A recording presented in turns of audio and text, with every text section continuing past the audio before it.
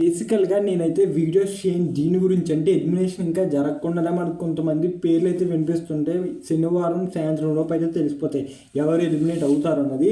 అయితే ఈసారి కూడా తెలిసింది, నేను చెప్పాను పృథ్వీ లేదా ఆదిత్య వీరిద్దరిలో ఎవరైనా ఎలిమినేట్ అవుతారు. ఒకవేళ సోనియా ఎలిమినేట్ అయితే అది ఒక సీక్రెట్ రూమ్ అనో ఒక సీక్రెట్ టాస్క్ అనో, లేకపోతే మళ్ళీ మనకి సీజన్ 7లో మనకు కొంతమంది ముగ్గురు కంటెస్టెంట్స్ ఎలిమినేట్ అయినా కూడా తర్వాత హౌస్లో వాళ్ళ ఓటింగ్స్ వల్ల మళ్ళీ వాళ్ళు ముగ్గురు వెనక్కి తీసుకొచ్చారు. అలా ఏదో ట్విస్ట్ ఉంటుంది సంథింగ్ అని నేను అనుకున్నాను. ఇక్కడ చూస్తే సోనీ అయితే ఎలిమినేట్ అయిందని తెలుస్తుంది.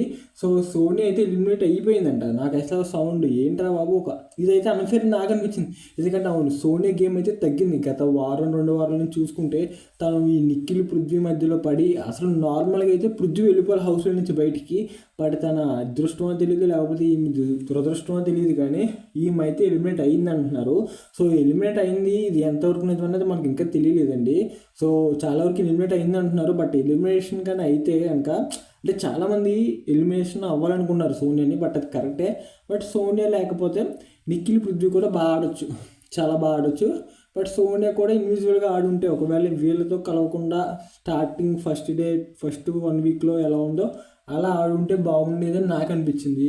వీళ్ళ ముగ్గురు వల్లే సోనియా పతనానికి కారణం అని నేను అనుకుంటున్నాను. అంటే అది ఫ్రెండ్షిప్ ఒక బాండ్, అంటే ఈ బిగ్ బాస్ షో పక్కన పెడితే వాళ్ళు ఒక ఫ్యామిలీ లాగా అయ్యారు కదా. సో నిఖిల్ చెప్పాడు, సో ఇలా నా సొంత తమ్ముడని, అండ్ సోనియా కూడా ఇలాగే చెప్పింది పెద్దోడు చిన్నోడు అని.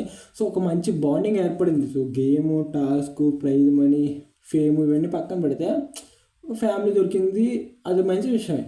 కానీ గేమ్ పరంగా కూడా కొంచెం, ఎందుకంటే సోనియా చాలా గట్టి ప్లేయరు. అంటే టాస్క్లు ఎప్పుడు ఆడి కొట్టేసిందంటే ఏం లేదు, కానీ వాయిస్ రైస్ చేయడంలో కానీ ఇదంతా చూసి ఖచ్చితంగా ఎలాంటి వాళ్ళు ఎండ్ వరకు ఉంటే సీజన్లో హౌస్లో చాలా వరకు బాగుంటుందని నేను అనుకున్నాను. బట్ అనుకున్నవన్నీ అయితే ఇది జీవితమే కాదు కదా. సో ఓటింగ్స్ కూడా అన్అఫిషియల్గా చూసుకుంటే అందులో సోనియా ఎక్కడ తక్కువ లేదండి. అన్అఫిషియల్ ఓటింగ్స్ 100కి 100% కరెక్టే.